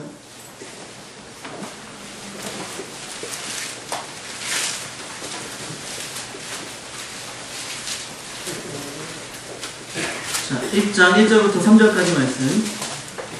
자, 함께 읽겠습니다. 시작. 태초에 말씀이 계시니라. 이 말씀이 하나님과 함께 계셨으니 이 말씀은 곧 하나님이시니라. 그가 태초에 하나님과 함께 계셨고 만물이 그로 말미암아 지음바 되었으니 지은 것이 하나도 그가 없이는 된 것이 없느니라. 아멘. 말씀이 누가 함께 계셨다고요? 하나님과.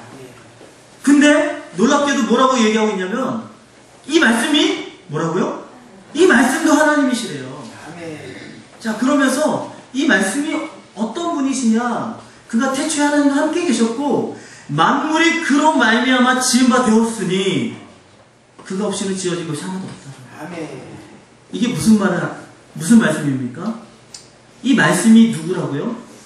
모든 만물을 창조하신 창조주라고 얘기하고 있는 겁니다. 할렐루야. 이 말씀이 창조주시라고 1장 3절이 말씀하고 있어요. 그런데요, 이 말씀이 14절 말씀에 보면 육신이 되어 우리 가운데 거하셨대요. 할렐루야. 그게 누구십니까? 예수님. 예수 그리스도.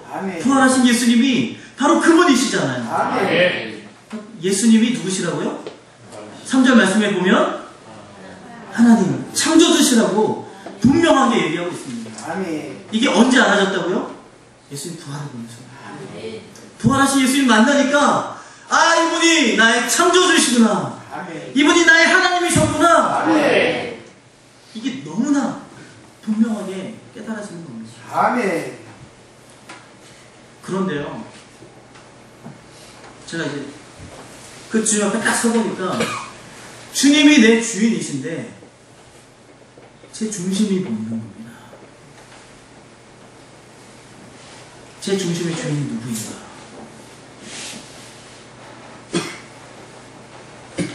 여러분 마음의 주인이 누구십니까? 누구입니까? 부활하신 예수님 하나님이십니까? 아니면 여러분 자신입니까? 부활하신 예수님 딱 서보니까요, 제 중심이 낱낱이 그냥 드러나더라고요. 제가 주인.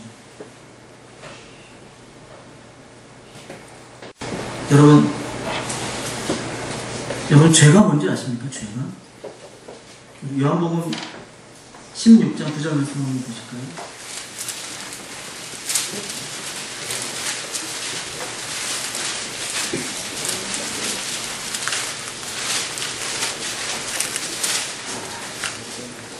요한복음 16장 9절입니다.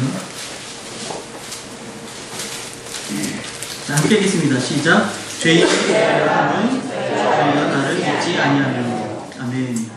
자, 요한복음 16장은요, 이 성령에 대한 말씀입니다.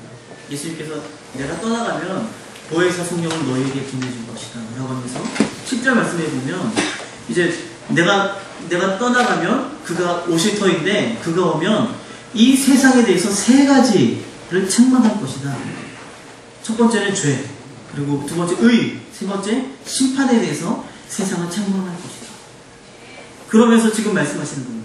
성령께서 이 땅에 오셔서 책망하는 죄가 뭐냐? 그 죄는, 죄에 대하여 함은 저희가 누구를? 나를, 예수를 믿지 않는 것. 예수를 믿지 않는 것이 죄다라고 성령께서 이 땅에 와서 책망하실 거예요. 아멘. 여러분 예수님 믿으십니까? 아멘. 자, 근데 한번 보셔야 돼요. 내가 정말 예수를 믿고 있는가? 성령께서 이 땅에 오셔서 책망하는 죄, 이 영어 성경으로 보면요, 그냥 sin이라고 되어 있어요. 뒤에 s자가 없습니다. 그러니까 복수가 아니에요. 죄들이 아니고요. 성령께서 이 땅에 오시면 책망하는 죄는 오직 하나라는 거예요. 한 가지 죄만 책망하신다. 그게 뭐냐? 예수를 믿냐 안 믿냐라는 거죠. 아멘. 예수를, 아까도 말씀드렸죠. 예수를 누구로 믿어야 된다고요? 주인으로, 하나님으로. 믿냐 안 믿냐, 이거를 성령께서 책망하신다는 거예요.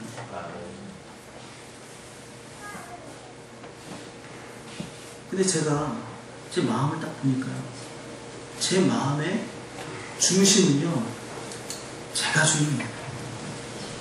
제가 그렇게 주를 위해 산다고, 주를 사랑한다고 고백하고 정말 눈물을 흘리면서 그렇게 고백했었지만, 사실 제가 예수님께 제가 드릴 수 있는 것만 드렸어요. 드릴 수 있는 것. 제 안에 중심에 아버지 이거는 제가 못합니다. 이거는 안 돼요. 라는 마음이 제 안에 있더라고요. 거기에 대해서 성령께서 말씀하시는 거예요. 너가 예수를 믿지 않고 있다라고. 너가 주인이다. 내 주인은 너다. 예수님이 왜 이 땅에 오셨습니까? 왜 이 땅에 오셔서 죽으시고 부활하셨습니까? 로마서 말씀 한번 보실까요?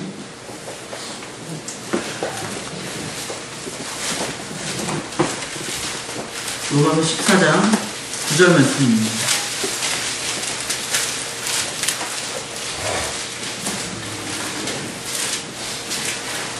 자, 함께 읽겠습니다. 시작. 이를 위하여 그리스도께서 죽었다가 다시 살아나셨으니 곧 죽은 자와 산 자의 주가 되게 하십니다. 아멘. 예수님이 왜 죽으시고 부활하셨다고요? 주가 되시고요. 여러분 만약에 이 말씀이 없었다면 여러분 예수님이 죽으시고 부활하신 이유가 무엇입니까? 라고 얘기하면 어떤 얘기 하시겠습니까? 나를 구원하기 위해서요. 뭐 이런 얘기를 하시겠죠. 성경 분명히 얘기하고 있습니다. 죽은 자와 산 자의 주가 되기 위해서. 예수님이 이 땅에 오신 목적은 하나예요. 자신의 주권을 회복하기 위해서 오셨습니다. 아멘. 여러분 한번 생각해 보십시다. 창세기 3장 말씀에 보면 아담과 하와가 선악과를 따먹는 이야기가 나옵니다. 그때 아담과 하와가 이제 뱀이 와서 이제 유혹을 하잖아요. 근데 뭐라고 이제 유혹을 하죠? 하와에게 너희가 이것을 따먹는 날에는 너희가 누구처럼 될 거라고요? 하나님 같이 되리라. 아담과 하와는 배가 고파서 선악과를 따먹은 게 아니에요. 아담과 하와가 선악과를 따먹은 목적은 오직 하나였습니다. 내가 하나님 같이 되리라. 이 말이 뭡니까? 내가 주인이라. 여러분, 이 선악과를 한번 생각해 보세요. 에덴 동산이 있습니다. 에덴 동산에 선악과가 정중앙에 있었죠. 그죠? 이 선악과의 의미가 뭘까요? 이 의미를 알려면 이 선악과가 없는 에덴 동산을 생각하면 돼요. 자, 에덴 동산에 선악과가 없다. 그러면 아담과 하와가 에덴 동산에서 할 수 없는 게 있습니까? 없습니까? 분명히 성경에서 하나님께서 아담과 하와에게 모든 것을 임의할 수 있게 하셨어요. 자유롭게 해도 좋다라고. 선악과를 제외하고. 근데 선악과가 없다면 이 에덴 동산은 아담과 하와가 뭐든지 해도 돼요. 100%. 자, 여러분 그러면 아담과 하와, 여러분이 아담과 하와라면 내가 모든 걸 다 내 마음대로 할 수 있다라면 이 땅의 주인이 누구인 것 같습니까? 누구라고 생각할 것 같아요? 당연하지 않습니까? 내가 주인이라고 생각하지 않겠어요? 내 마음대로 다 할 수 있는데 하나님께서 너 주인 아니야. 내가 주인이야. 그거를 위해서 세우신 게 뭡니까? 선악과라는 거예요. 아멘. 그것도 정중앙에 놓으셨죠. 왜요? 유혹하려고요? 아니요. 어디 있든지 보라는 거예요. 이 땅의 주인이 누구인지 보라는 겁니다. 아멘. 그래서 정중앙에 놓으신 거예요. 여러분 선악과가요 악한 게 아니에요. 하나님의 하나님 되심을 나타내는 거예요. 아멘. 우리에게 이 땅의 주인이 하나님이시구나. 아멘. 이거를 증명해주는, 우리가 언제든지 알 수 있게끔 하신, 너무 하나님이 하나님 되심을 나타내는 정말 하나님께서 좋은 걸 우리에게 주신 겁니다. 아멘. 선악과를 따먹었다는 거는요, 이 하나님의 주권에 도전하는 거예요. 하나님 필요 없습니다. 하나님 없어도 좋아요. 내가 주인 되고 싶어요. 내 마음대로 살고 싶어요. 그래서 선악과를 따먹은 거예요. 여러분, 이 아담이 따먹은 이 선악과, 이 죄악이 우리에게 그냥 뭐 유전돼서 내려온, 이렇게 생각하지 마세요. 여러분 마음을 보시면 되잖아요. 로마서 5장 12절에 보면 우리가 다 아담과 같이 동일한 방법으로 죄를 지었다고 기록하고 있습니다. 무슨 말씀이에요? 우리가 다 자기가 주인이고 자기가 하나님이 되려고 했다는 모든 사람이, 여러분이 주인 아니십니까? 여러분 이 축복을 하나님께, 예수님께 드리신 적이 있으십니까? 물론 입술로는 얼마든지 예수님 나의 주인이십니다.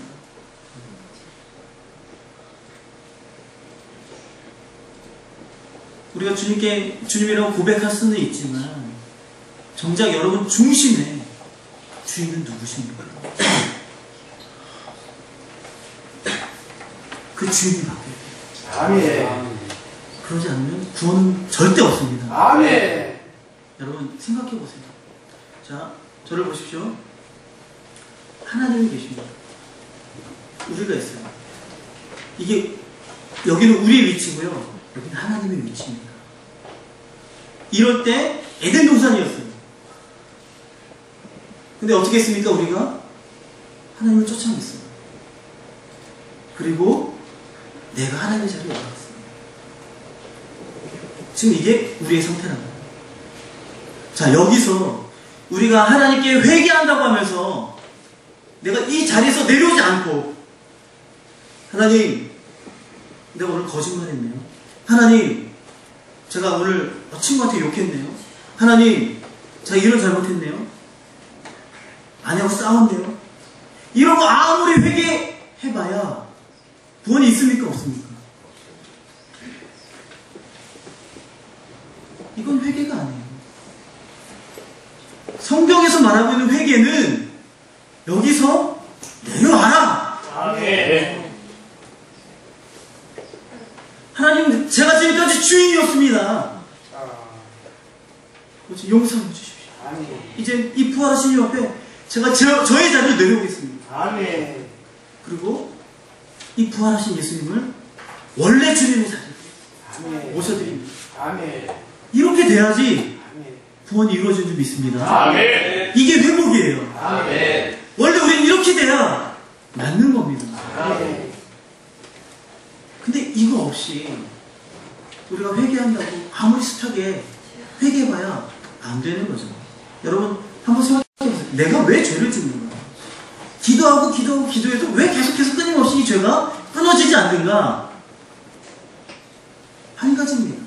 내가 주인이기 때문이에요. 내가 하나님이기 때문이에요. 내 마음대로 살고 싶기 때문에 끊임없이 나와요. 아닌가요? 맞죠. 아멘. 주님께서 이걸 바꾸라는 거예요. 아멘. 그래서 죽으시고 부활하시면서 우리에게 증거를 주셨습니다. 할렐루야. 아멘. 우리가 그분을 주인으로 영접합니다. 아멘. 이거 없이는 구원이 없습니다. 아멘. 제가 이 부활하신 주 앞에 서보니까 제가 너무 선명합니다. 그 주님 앞에 회개할 수밖에 없었습니다. 하나님, 제가 지금까지 주인이었습니다. 제가 주인 돼서 사역했고, 제가 주인 돼서 남편이었고, 아빠였고, 지금까지 이렇게 살아왔어요. 아버지 회개합니다. 아멘. 예수님을 제 마음에, 제 중심에 주인으로 영접합니다. 아멘. 그렇게 예수님 다시 영접했었어요. 예수님 제 주인이 되시니까 여러분 진짜 기쁨이 임하더라고요. 진짜 평강이 임하더라고요. 한번 생각해보세요. 에덴 동산에 이 선악과를 따먹기 전에 아담과 하와 완전한 자유 아닙니까? 그죠? 예수님의 주되심을 인정하니까 다 할 수 있는 거예요. 아멘. 자유가 있는 겁니다. 아멘. 이 주님과 동행할 수 있는 겁니다. 아멘. 이게 깨져버렸던 거죠. 이걸 위해서 예수님 이 땅에 다시 오셔서 죽으시고 부활하시면서 우리로 다시 예수를 믿을 수 있는 증거를 주셨다는 겁니다. 아멘. 할렐루야. 아멘. 여러분들도 이 시간에 동일하게 그 부활하신 주 앞에 서시기를 주님으로 축원합니다. 아멘. 여러분들 정말 여러분 중심에 있는 중심의 주인이 누군지 이 시간에 볼 수 있는 시간이 되었으면 좋겠습니다. 아멘. 우리 이 시간 함께 좀 기도하실까요?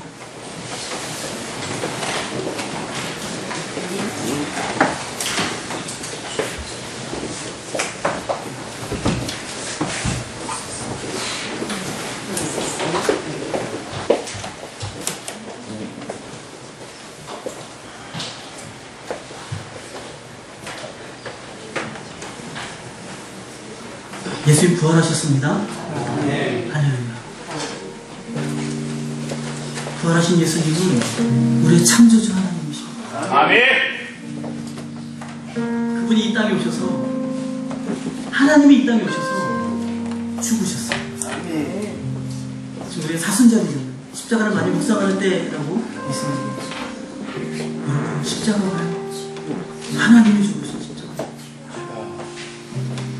제가 이 부활의 복음을, 주님을 만나고 난 다음에 다시 십자가를 보니까요, 너무너무 믿을 수 없는 거예요. 어떻게 하나님이 죽으실 수 있는가? 어떻게 인간을 위해서 죽으실 수 있는가? 저는 믿어지지 않더라고요. 믿을 수가 없었습니다. 우리 그 전에는 십자가 너무 잘 믿었죠. 근데 부활로 십자가가 이게 실제가 되니까 더 믿을 수가 없더라고요. 근데 제가 언제 깨달았는지 아십니까? 제가 문득 이 생각이 들더라고요. 제가 예전에 제 아들을 한번 잃어버렸던 적이 있습니다. 길게도 아니고 10분 동안 잊어버렸어요. 10분 동안. 사람들 많고 북적북적 거리는 데서 정말 5초 만에 제 아들이 없어졌어요. 그때 20개월 정도밖에 안 된 아들이었거든요. 근데 5초 만에 없어져서 뭐 어디로 갔을까 찾는데 안 보이는 거예요. 제 안에 문득 이제 두려운 마음이 들기 시작했습니다. 얘가 어디 갔을까? 어디 갔을까? 제가 순간적으로 내가 지금 미친 사람처럼 보이겠구나, 다른 사람들이. 제가 미쳐버렸어요. 아들을 잃어버리니까 미쳐버리더라고요. 10분이면 미쳐버리기 충분한 시간이었습니다. 왜? 내가 사랑하는 아들을 내가 잃어버렸기 때문에. 제가 그 생각이 딱 나니까 알겠는 거예요. 왜 하나님이 이 땅에 오셨는가? 왜 오셔야만 하는가? 왜 오셔도 그렇게 처참하게 십자가에 달려 죽으셔야 했는가? 아들인 나를 살리기 위해서. 아들인 내가 죽어가는 거, 내가 지옥 가는 거, 그 고통, 영원한 고통 가운데 있어야만 하는 거, 아버지신 하나님이 볼 수가 없었던 것이죠. 그래서 이 땅에 하나님이 이 땅에 오셨어요. 죽으시고 부활하시면서 모든 사람이 믿을 수 있도록, 이 증거로 믿을 수 있도록 우리에게 확실한 증거를 주셨습니다. 아멘. 예수님 부활하셨습니다. 아멘. 그 주님이 이 시간에 여러분에게 말씀하십니다. 너의 주인은 누구니? 너 마음의 중심의 주인은 누구니? 그 자리, 그 주인의 자리, 원래 그 자리의 주인은 나야. 내가 너의 주인입니다. 내가 그걸 증명하기 위해서 이 땅에 와서 죽고 부활했단다. 아멘. 내가 그 자리에 앉고 싶다. 아멘. 너 그 자리에서 내려오겠니? 너 그 자리에서 내려오겠니? 여러분 내려오시겠어요? 아멘. 우리 시간 함께 좀 같이 좀 기도했으면 좋겠습니다. 아멘. 성령께서 이 시간에 회개형을 우리 가운데 부어주시기를 아멘. 내가 주인이었구나. 이 사도행전 2장의 유대인들처럼